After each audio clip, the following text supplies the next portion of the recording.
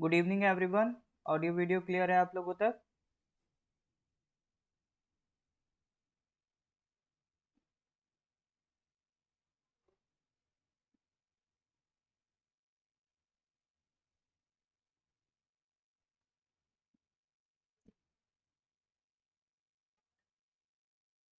All right sir, clear है। Good evening everyone. हाँ जी, तो दिसंबर का करंट अफेयर्स हम लोग कर रहे थे, तो उसी को कंटिन्यू करेंगे, है ना।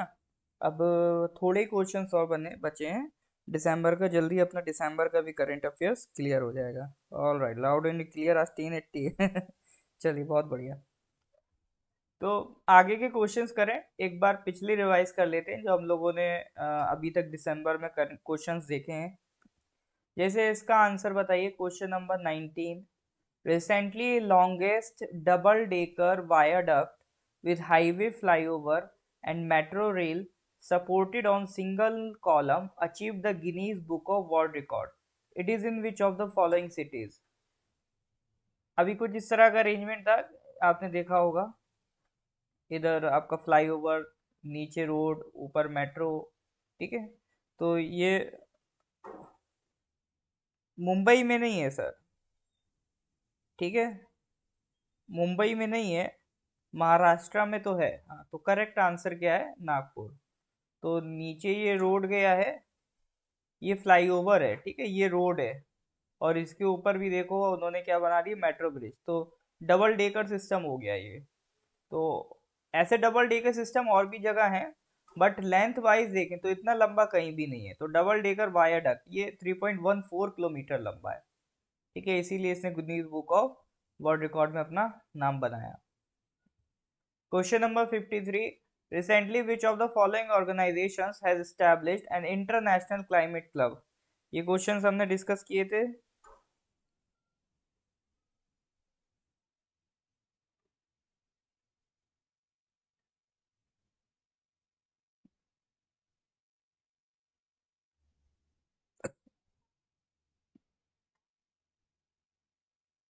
ये क्वेश्चंस हमने डिस्कस किए थे।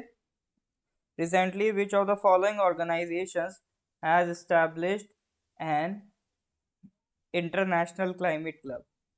बिल्कुल सर, सही बात, बिल्कुल सही जवाब। Correct answer is G7। ठीक है, correct answer is G7. The 48th G7 summit held at Germany has proposed to set up an international climate club. Okay. Question number 66. Pusa JG16 recently seen in news is a type of which of the following crops? ये Pusa JG16 ये किसकी variety है? Chickpea की, मेज की, soybean की या rice की? ओके, अमीना जी कह रहे हैं चिकपी। बिल्कुल, चिकपी। चिकपी क्या होता है? एक छोले को कहते हैं, हिंदी में इसको क्या कहते हैं? छोला। काबुली चना भी कह देते हैं, छोला भी कह देते हैं। आप जो छोले भटूरे खाते हो, तो वो छोले भटूरे वाला छोले। हाँ, सैलेड में भी डालते हैं इसको। चलो जी, इसका आंसर बताइए। ये कर लिया था इनसाइट्स का क्वेश्चन, इनसाइट लैंडर वाला। ये आई थिंक अभी नहीं हुए थे।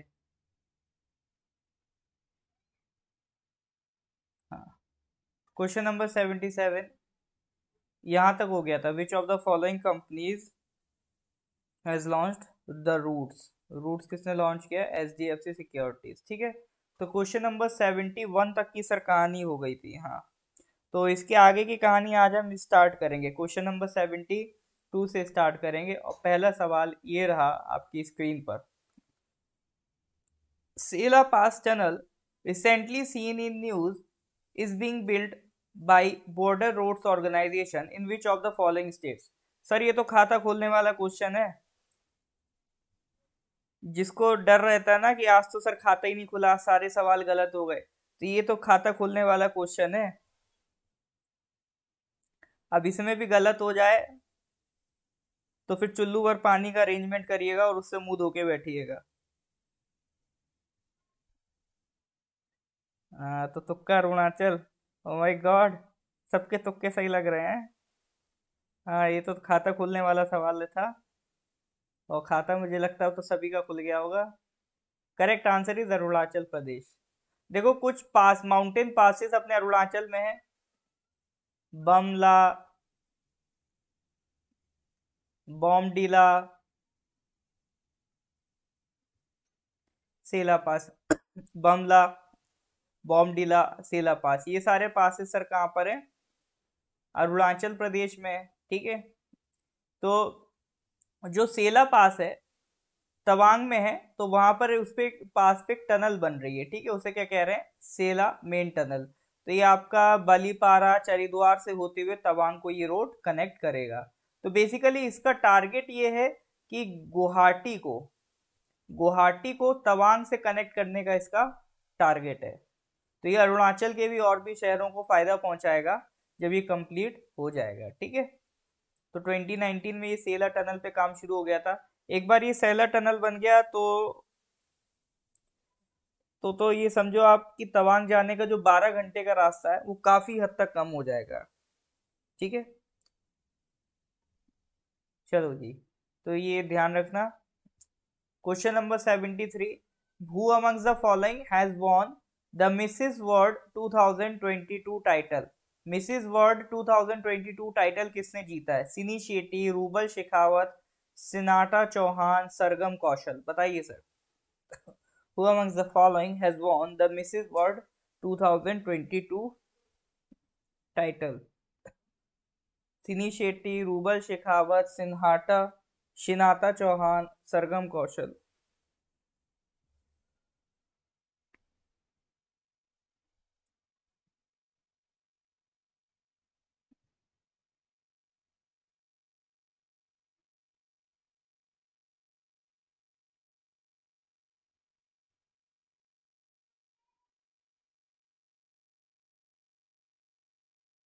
निजिर जी, करंट अफेयर्स जो है वो ऐप में अपलोड नहीं होता है क्योंकि ये ओपन टू ऑल है ना, फ्री है। तो इसे ऐप में क्या करना है, ये हमारा जो यूट्यूब चैनल है नॉर्थ ईस्ट पीएससी का, उसमें आप जाओगे तो प्लेलिस्ट में चले आना। उसमें हर महीने की अलग अलग प्लेलिस्ट बन रखी है। जैसे ये दिसंबर 2022 का करंट अफेयर्स है तो आपको एक प्लेलिस्ट मिल जाएगी दिसंबर 2022 करंट अफेयर्स नाम से ना, तो वहां पर ये सारे आपको वीडियोस एक जगह इकट्ठा मिल जाएंगी। ठीक है जी, तो सबको करेक्ट आंसर देना है। आंसर तो देना ही है। हाँ, पुजारी ने बोला था आज दिन अच्छा होगा। चलो जी, तो पुजारी को कल 101 रुपए की दक्षिणा और एक्स्ट्रा चढ़ा देना आप। तो who amongst the following has won the Mrs world 2022 title? सिनी शेट्टी, रूबल शेखावत, शिनाटा चौहान या सरगम कौशल? तो पुष्पा राज जिंदाबाद। ओके, DCBCB, मतलब डी भी लग रहा है, सी भी लग रहा है, बी भी लग रहा है, बस ए नहीं लग रहा है सर। ए से क्या दुश्मनी है आपकी? ए छोड़ के सब लग रहा है। Correct answer is this, Mrs Sargam Kaushal. ठीक है, तो Mrs Sargam Kaushal created history as she finally won the Mrs World 2022 title. ठीक है, तो पीजेंट में भी 21 साल पहले इन्होंने पार्टिसिपेट किया था। अब उनकी शादी हो गई, तो शादी के बाद उन्होंने किस में पार्टिसिपेट किया सर? क्या है ये, एक मिनट, हाँ, उसके बाद उन्होंने पार्टिसिपेट किया मिसेस वर्ल्ड में। ठीक है, एज उनकी 32 ईयर है, और ये कंपटीशन कहाँ हुआ था? लास वेगास में हुआ था, यूएसए में। हाँ, बहुत अच्छी बात है। चलो, लीचा जी से ये कंफर्म हुआ कि वीडियो क्वालिटी आपको सही प्रोवाइड हो रही है वहां तक, है ना? ओके सर, क्वेश्चन नंबर 74 पे आ जाओ। Recently, the 15th Conference of Parties to the UNCBD. Recently, the 15th Conference of Parties to the United Nations Convention on Biological Diversity adopted the Kunming Montreal Global Biodiversity Framework. अभी देखो हमने बात करी थी convention on biological diversity की, ठीक है, कुछ ही टाइम पहले, कुछ ही दिन पहले सीबीडी की बात करी थी। तो अभी इसकी 15th मीटिंग हुई थी, तो उसे हम कह रहे हैं COP15। तो सीबीडी की सर जो 15th मीटिंग हुई है उसमें उन्होंने ग्लोबल बायोडाइवर्सिटी फ्रेमवर्क को अडॉप्ट करा है। तो इस फ्रेमवर्क के हिसाब से उन्होंने कितने टारगेट्स इंक्लूड करें जो 2030 तक उन्हें कंप्लीट करने हैं, बताइए सर।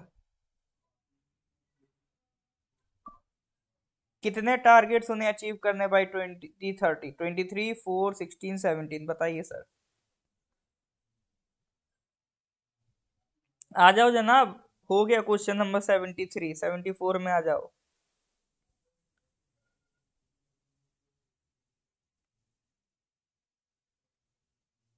Lucky number 23।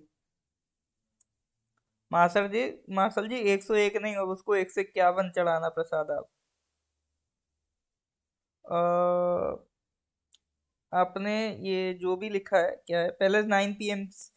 एक्चुअली हाँ, अभी थोड़ा सा ना टाइम चेंज हो गया है, तो अभी 9 PM पे मैथ्स का क्लास हो रहा है, इसीलिए करंट अफेयर्स अपन ने 8 PM पे शिफ्ट कर लिया, ठीक है। चलो आज से मार्शल जी को फॉलो करो, पंडित जी से कुछ अलग ही मंत्र पढ़वा के आए हैं ये। Correct answer is 23। तो जो ग्लोबल बायोडाइवर्सिटी फ्रेमवर्क अडॉप्ट हुआ है COP15 of conventional biological diversity में, उसमें 23 उन्होंने टारगेट्स लिए हैं जो अचीव करने हैं, ठीक है। 4 गोल्स हैं और 23 टारगेट्स हैं जो 2030 तक अचीव करने हैं। ये जो कॉन्फ्रेंस थी कनाडा के मॉन्ट्रियल में हुई थी, ठीक है।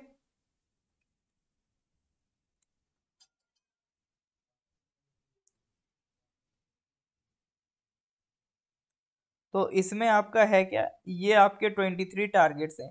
अब देखो 23 टारगेट्स आपको याद नहीं करने हैं, लेकिन इसको ब्रॉडली 3 पार्ट में डिवाइड कर दिया गया। पहला पार्ट क्या है, बायोडाइवर्सिटी के थ्रेट को कम करना है।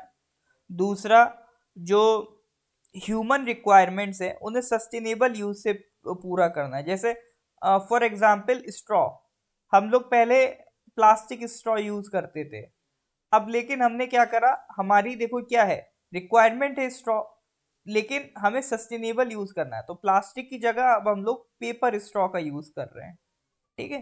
तो ये कुछ तरीके लगा के हमें अपनी ह्यूमन रिक्वायरमेंट सस्टेनेबल यूज से पूरी करनी है। और तीसरा पार्ट है,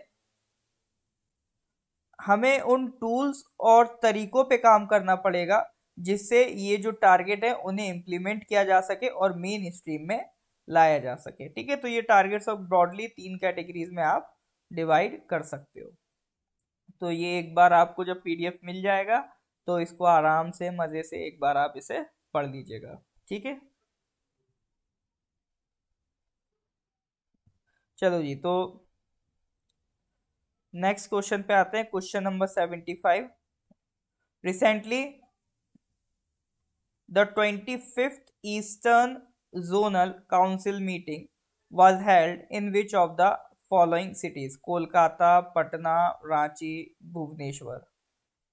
तो देखो जोनल काउंसिल से एक कंसेप्ट होता है, ठीक है, एक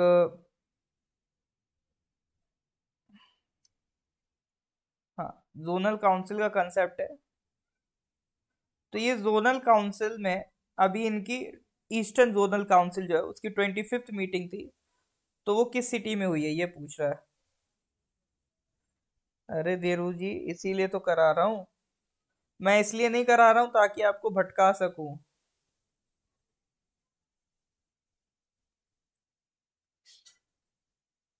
ठीक है, बिल्कुल। आप देखो करंट, सिर्फ करंट अफेयर्स फॉलो करने से नहीं होगा, लेकिन देरू जी आपको ये जो हम डिस्कशन करते हैं ना इसको भी नोटिस करना पड़ेगा, क्योंकि सिर्फ क्वेश्चंस अगर आप क्वेश्चन आंसर रट लो तो वो भी मुश्किल है। जरूरी होता है कि इसके साथ साथ जो जो हम एक्स्ट्रा जानकारी लेते चलते हैं ना करंट अफेयर्स में, वो भी आपको करते चलना है ना, तो डेफिनेटली होगा, और हुआ भी है, ऐसी बात नहीं है, बहुत इम्पैक्ट पड़ा है। चलो, तो मार्शल जी का तुक्का क्या है? ये तुक्का है ईस्टर्न जोनल काउंसिल। ये तो आप थोड़ा सा भी दिमाग लगाओ, जोनल काउंसिल ईस्ट, तो वो कोलकाता ही बैठता है, ठीक है। चलो जी, करेक्ट आंसर इज कोलकाता। आज सब मार्शल जी के पीछे भागेंगे। ये भी ठीक हो गया। All right sir. तो ये जोनल काउंसिल्स का कंसेप्ट क्या है? देखो, सबसे पहला तो ये डाउट निकालो, हमें क्या लगता है जोनल काउंसिल्स कॉन्स्टिट्यूशन में लिखी हैं? जोनल काउंसिल्स कॉन्स्टिट्यूशन में नहीं लिखी हैं, नॉट द कॉन्स्टिट्यूशनल बॉडीज। ये क्या है सर? Statutory bodies. इनके लिए कानून पास हुआ था, उस लॉ का नाम है स्टेट्स रीऑर्गेनाइजेशन एक्ट ऑफ 1956। ठीक है, states reorganisation act of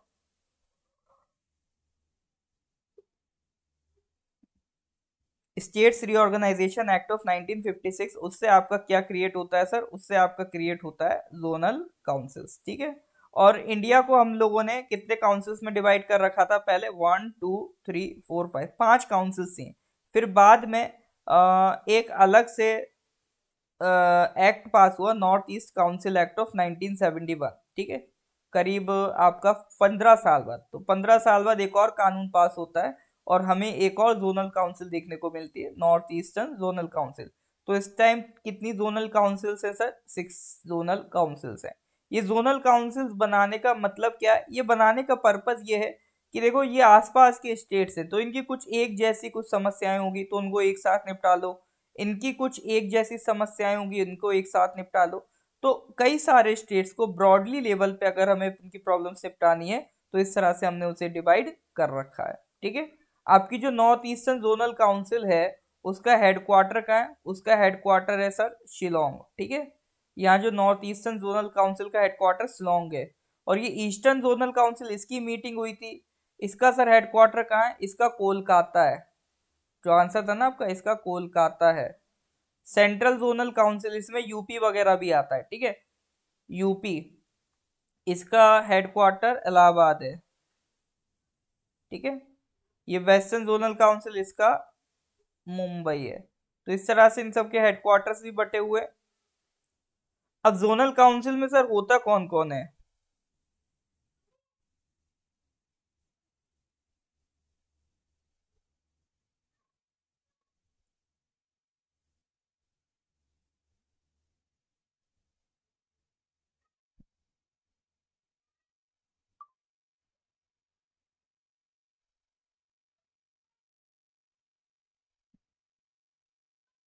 organisational structure की अगर हम बात करें तो इस काउंसिल के जो चेयरमैन होते हैं वो अपने देश के होम मिनिस्टर होते हैं, union home minister.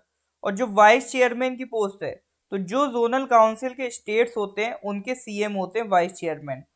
Turn by turn, हर साल रोटेशन बाय रोटेशन, हर स्टेट का सीएम एक एक बार वाइस चेयरमैन बन जाता है, ठीक है। तो मेंबर्स कौन होते हैं? आपके जो बाकी के चीफ मिनिस्टर्स हैं और उनके साथ जो दो दो और मिनिस्टर्स हैं जिनको गवर्नर नॉमिनेट करेगा, वो सब आपके क्या है? मेंबर्स हैं। कुछ एडवाइजर्स भी हो सकते हैं, जैसे नीति आयोग से हो जाएंगे, ठीक है।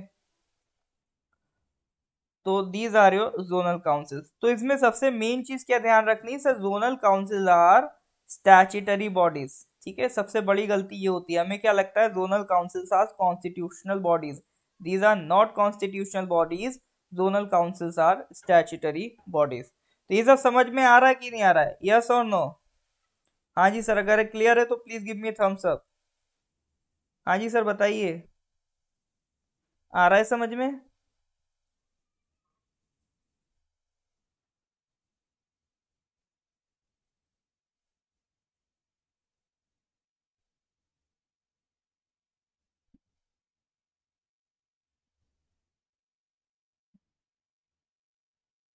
All right sir.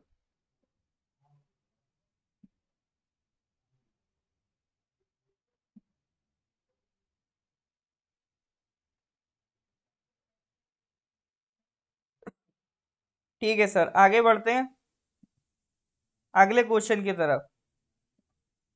What was the name of the robe which was presented to Messi by the Emir of Qatar, Tamim bin Hamad Al Thani, after winning the FIFA World Cup 2022? तो ये तो sir बहुत ही memorable दिन था सबके लिए, है ना? मेसी को जीतते देखना, तो it was a just like a dream come true, और फाइनली ड्रीम सही में पूरा भी हुआ। तो आपने देखा होगा जब मैसी जीता था तो उसे ट्रॉफी मिली थी, उसके बाद तो कतर की सरकार ने उसे गाउन टाइप का कुछ पहनाया था, ठीक है। उसे हम क्या कहते हैं, रॉब कहते हैं। तो उसका नाम क्या है? वो उसका नाम क्या है सर? बिश्त है। उसका नाम क्या है? बिश्त। बिश्त क्या है? एक मतलब उनका ट्रेडिशनल ट्रिब्यूट देने का तरीका है। तो जो लोग उनके हिसाब से मतलब अच्छे लोग होते हैं, जो बड़े लोग होते हैं, उनके बड़े लीडर्स होते हैं, मतलब जिसको भी ट्रिब्यूट देना होता है, तो यूएई वाले क्या करते हैं, ये बिश्त पहनाते हैं। तो अब चूंकि मेसी ने इतना बड़ा काम किया है ना, फीफा की ट्रॉफी जीती, और ये होस्ट कहाँ हुआ था? कतर में हुआ था ये मैच। तो इस वजह से उनको यू कतर की सरकार ने क्या पहनाया? बिश्त पहनाया, ठीक है।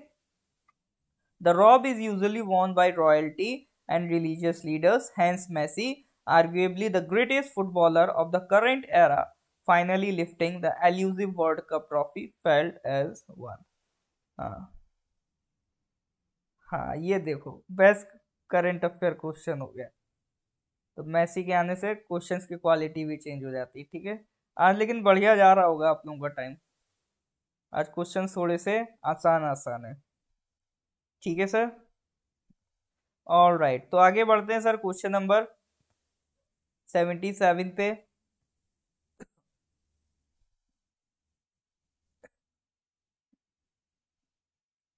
Which of the following states या union territories has topped the social progress index states and districts of India? बताइए। एक इंडेक्स है सोशल प्रोग्रेस इंडेक्स, एसपीआई। तो उसमें कौन से स्टेट्स या यूटी ने टॉप किया है? पुडुचेरी, लक्षद्वीप, गोवा या फिर आसाम?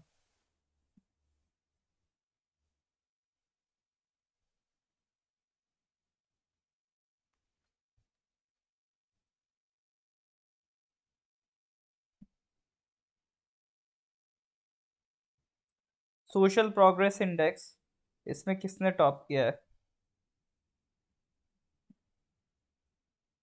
ओके, तो majority is with A.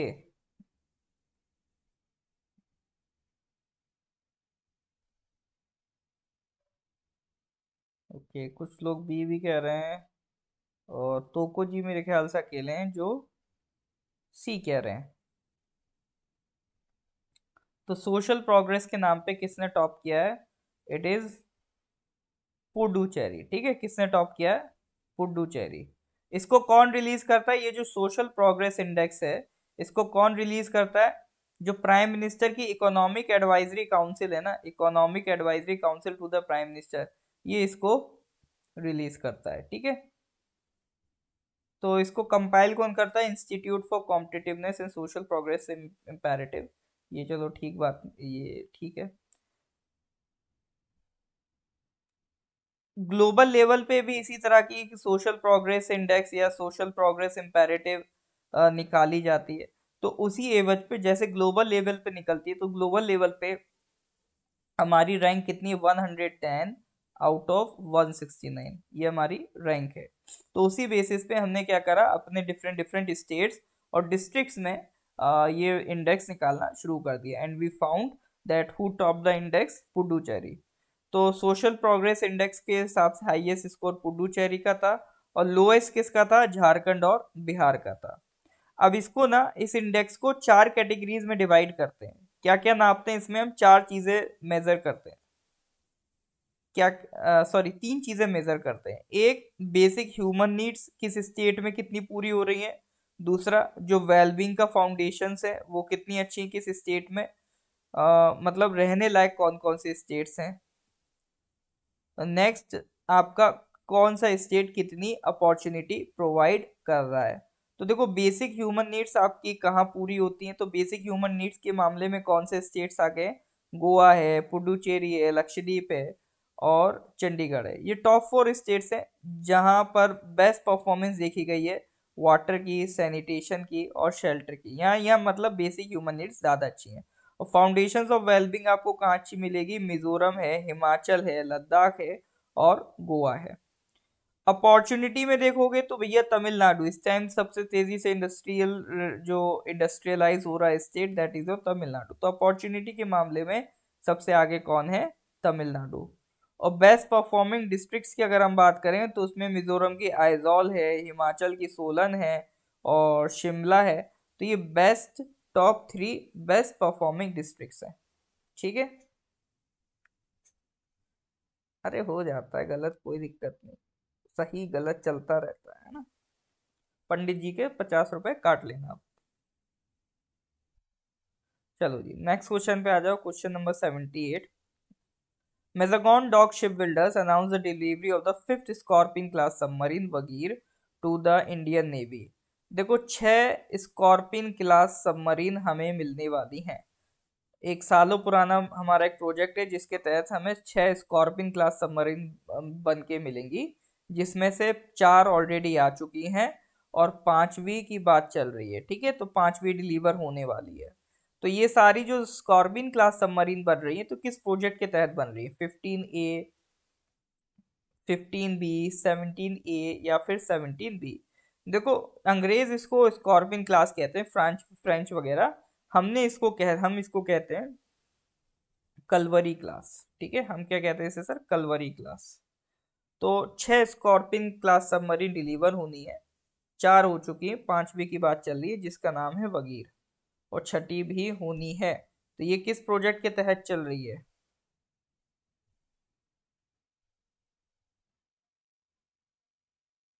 Project 17A कैसे लगा आप लोगों को?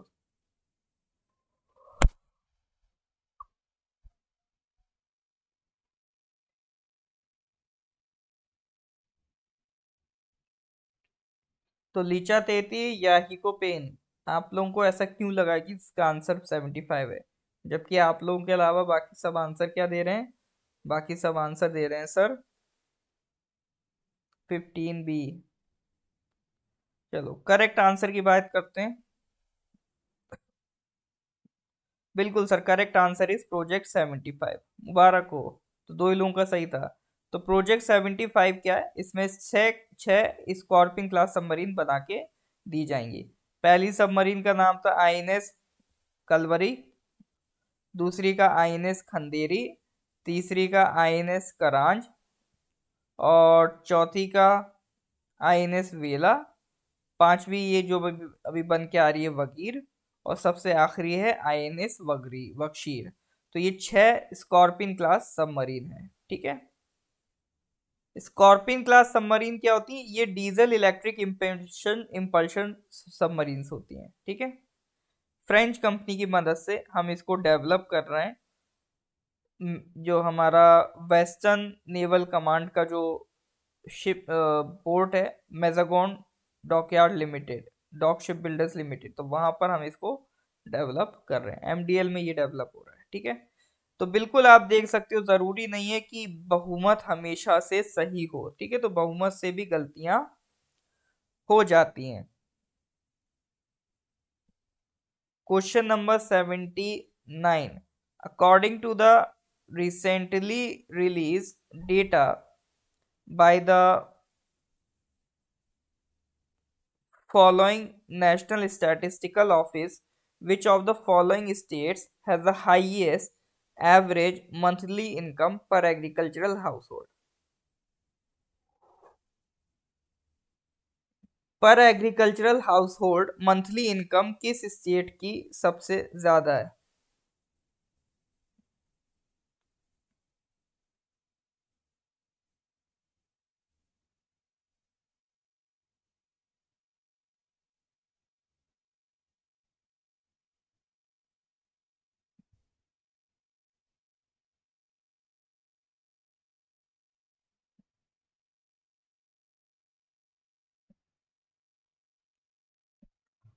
बताइए सर। बी होना चाहिए, पर हरियाणा।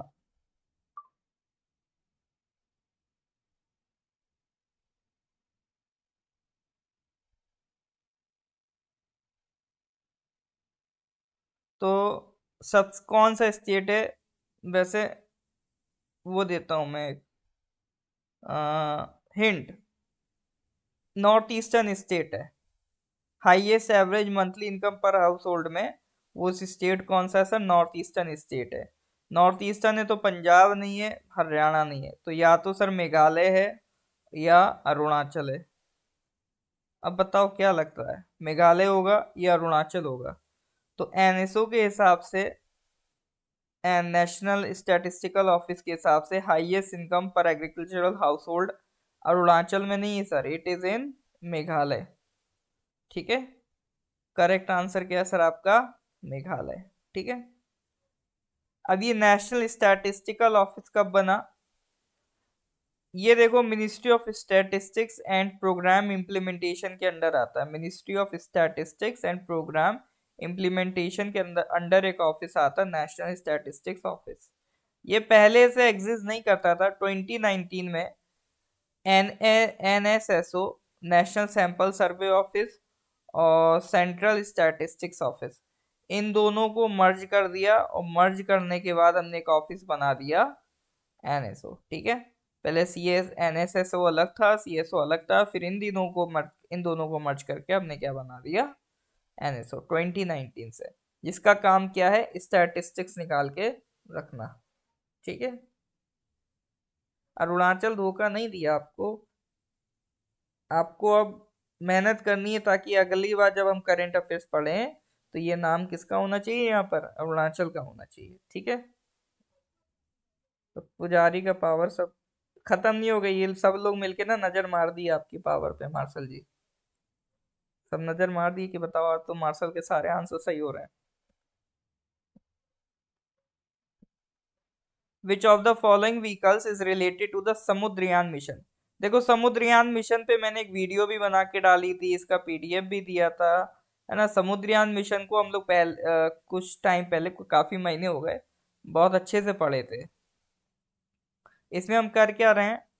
ओशियन में नीचे तक एक्सप्लोर करेंगे। एक ह्यूमन व्हीकल होगा, वो ओशन के नीचे जाएगा और वहां पर एक्सप्लोरेशंस करेगा। ठीक है, तो जो डीप सी रिसोर्सेस हैं उन्हें हमें निकाल के लाना है। एक डीप सी रिसोर्स मैंने आपको बताया भी था, पॉलीमेटेलिक नोड्यूल्स होते हैं। ठीक है,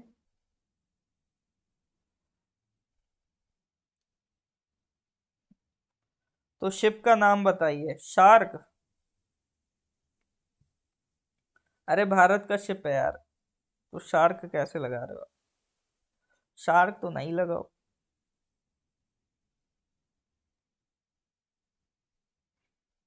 चलो जी, ए नहीं तो बी सही। तो समुद्रयान मिशन में जो आपका शिप जाएगा उसका नाम है मत्स्य 6000। वाह सर, सही हो गया सर, बहुत बढ़िया। शिप का नाम क्या है sir? Matsya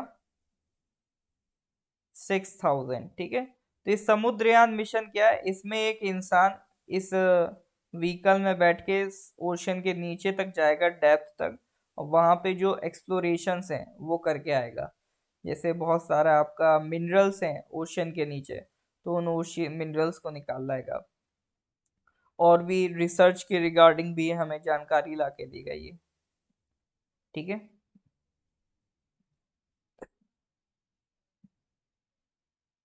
question number 81, interior exploration using seismic investigations, geodesy and heat transport, मतलब कुल मिला के इनसाइट, शॉर्ट में अगर हम उसे बोले तो इनसाइट। इनसाइट लैंडर अभी रिसेंटली न्यूज में था, तो इसको किन एजेंसी ने लॉन्च किया है? इसरो, जाक्सा, नासा या CNES? इनसाइट लैंडर को रिसेंटली जो अभी न्यूज में था, किसने इसको लॉन्च किया है?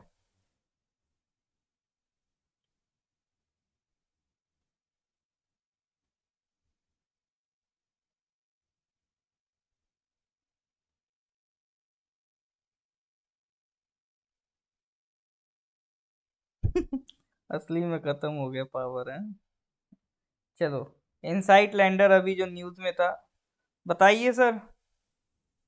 इनसाइट लैंडर किसका है? नासा का भैया। इनसाइट लैंडर किसका है? नासा का है। इनसाइट लैंडर का काम क्या है? देखो इसका काम ये है कि जो मार्स है, मार्स की सरफेस है, तो ये मार्स, ये मान लो ये आप मार्स की सरफेस पे खड़े हो, तो मार्स की इंटीरियर सरफेस को स्टडी करने के लिए ये लैंडर भेजा गया है जिसका नाम क्या है, इनसाइट्स। ठीक है, तो इसका काम क्या होगा, मार्स की जो इंटीरियर सरफेस है उसे चेक करना पड़ेगा। It is the first mission dedicated to looking deep beneath the Martian surface. देखो मार्स में क्या होता है ना, जैसे अपनी अर्थ है, अपनी अर्थ की जो पूरी सरफेस है वो प्लेट्स में डिवाइडेड है, जिन्हें हम कहते हैं टेक्टोनिक प्लेट्स, उनमें डिवाइडेड है पूरी सरफेस अर्थ की। लेकिन मार्स में टेक्टोनिक प्लेट्स नहीं है, वहां पे जो कंसेप्ट है टेक्टोनिक प्लेट्स का है ही नहीं। तो वहां पर आपको क्या मिलेगा, वोल्केनिज्म मिलेगा। लेकिन अर्थक्वेक काफी देखने को मिलेंगे, अभी रिसेंट में काफी अर्थक्वेक बढ़ गए थे मार्स में। तो ये सब अर्थक्वेक क्यों आ रहे हैं, कैसे आ रहे हैं, मार्स की इंटरनल सरफेस कैसी है, तो ये सब स्टडी करने के लिए हमारा कौन सा लैंडर गया है, ये गया है सर आपका इनसाइट्स। ठीक है, अरे इसरो भी कर रहा है, इसमें दिक्कत वाली बात नहीं है, इनसाइट्स। ठीक है,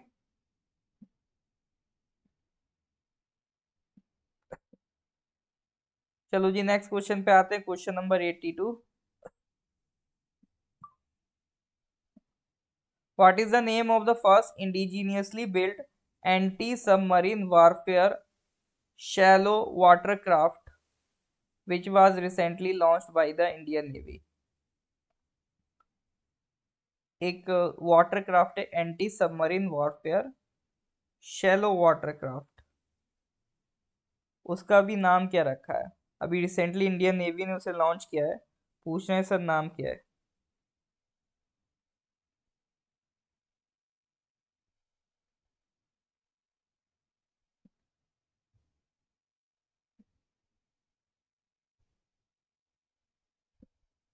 क्या नाम है sir?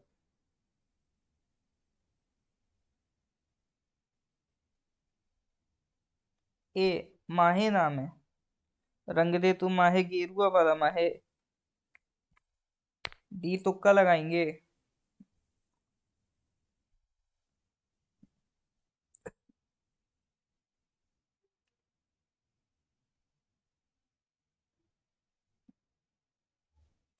Correct answer is Arnala. ठीक है, तो देखो होता क्या है, जैसे आपका ये शैलो वाटर क्राफ्ट है। शैलो वाटर क्राफ्ट का क्या है मतलब है, जैसे जब भी आपकी कोस्ट लाइन शुरू होती है, ठीक है, तो यहाँ पे पानी बहुत ज्यादा डेप्थ में नहीं होता है, शैलो वाटर होती है, शैलो डेप्थ होती है, हल्की डेप्थ होती है, ज्यादा नहीं। इसके आगे फिर आप थोड़ा सा जैसे जैसे आगे बढ़ते जाओगे तो डेप्थ आपकी बढ़ती जाती है। तो जो बड़े बड़े शिप हैं वो इसी डेप्थ में तैर पाते हैं, तो वो ये शैलो वाटर में आ ही नहीं पाते हैं। ठीक है, वरना आएंगे तो उनका जो नीचे का पोर्शन है वो ये शैलो वाटर की डेप्थ से टकरा जाएगा। तो कोस्टल एरियाज को प्रोटेक्शन की थोड़ी दिक्कत है। ये तो सर बिल्कुल आउटर में टहल रहे हैं, टेरिटरी से काफी दूर जो बड़े बड़े शिप्स हैं। लेकिन हमें एक ऐसा शिप चाहिए जो शैलो वाटर में भी ट्रेवल कर सके और हमारे कोस्टल एरिया को प्रोटेक्ट कर सके। तो शैलो वाटर की समस्या से निपटने के लिए, कोस्टल एरिया को प्रोटेक्ट करने के लिए हमने क्या इंडक्ट किया है, anti submarine warfare shallow water craft. ठीक है, तो ये कुछ इस तरह से दिखता है ये आपका shallow water craft. Is that clear और नॉट? हाँ जी सर, यहाँ तक सब ठीक है।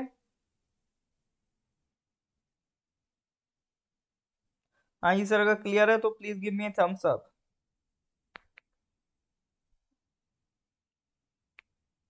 बताइए सर।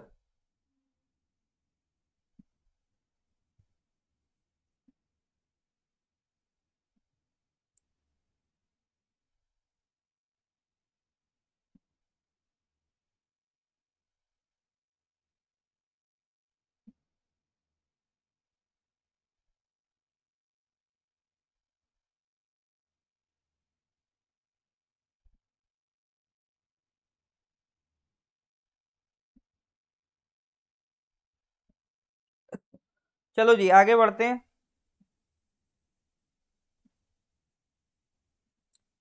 Question number 83। आयुर स्वास्थ्य योजना, आयुष स्वास्थ्य योजना recently seen in news is being implemented by which of the following ministries? आयुर स्वास्थ्य योजना recently seen in news is being implemented by which of the following ministries? ये थोड़ा सा तुक्का लगा सकते हो इसमें, अगर आप ये वर्ड पकड़ लो, स्वास्थ्य, स्वास्थ्य मतलब होता है हेल्थ, आयुर स्वास्थ्य, तो स्वास्थ्य से क्या लगाओगे सर? बिल्कुल sir, correct answer is ministry of health and family welfare. Sorry sorry sorry, गलत हो गया, हेल्थ एंड फैमिली वेलफेयर नहीं है। आयुष स्वास्थ्य योजना ये आयुष मंत्रालय की है, ठीक है, आयुष मंत्रालय की है। दो कंसेप्ट होंगे इसमें, एक तो आयुष और पब्लिक हेल्थ का कंसेप्ट है। आयुष और पब्लिक हेल्थ का कंसेप्ट क्या है? देखो, जो कम्युनिटी हेल्थ केयर होती है, जैसे आप लोकल लेवल पे दवा लेने जाओ, जैसे आपको मान लो सिर्फ कोल्ड है, अब देखो कोल्ड जैसी बीमारी के लिए जरूरी नहीं है कि आप एंटीबायोटिक्स खाओ। आयुष में जो आपका आयुर्वेद है, यूनानी है ना, सिद्धा है, होम्योपैथी है, इसमें भी बहुत अच्छी अच्छी आपकी मेडिकेशंस होती हैं जो आपका कोल्ड और जो बेसिक लेवल का फीवर है उसे ठीक कर सकती हैं। तो इसी तरह से जो हमारा कम्युनिटी हेल्थ केयर है, मतलब बिल्कुल प्राइमरी लेवल पे जो हमारी प्रॉब्लम्स हैं उनको डील करने के लिए हमें आयुष का इंटरवेंशन बढ़ाना पड़ेगा। यानी आयुर्वेद भी लानी है, योगा भी लाना है, यूनान भी लाना है, सिद्धि भी लाना है और होम्योपैथी भी लाना है। उसके अलावा जो हमारे पास फैसिलिटीज हैं उनको अपग्रेड करना पड़ेगा, ठीक है। तो ये तो दो ही काम है, या तो हम, एक तो हमें आयुष का इंटरवेंशन बढ़ाना पड़ेगा, दूसरा हमारी जो फैसिलिटीज हैं उनको हमें क्या करना पड़ेगा सर? अपग्रेड करना पड़ेगा, ठीक है। चलो, यहाँ तक समझ में आ रहा है कि नहीं आ रहा है? यस और नो? हाँ जी सर, यहाँ तक की कहानी क्लियर है कि नहीं है, बताइए जरा, यस और नो में बताइए, यहाँ तक की कहानी क्लियर है?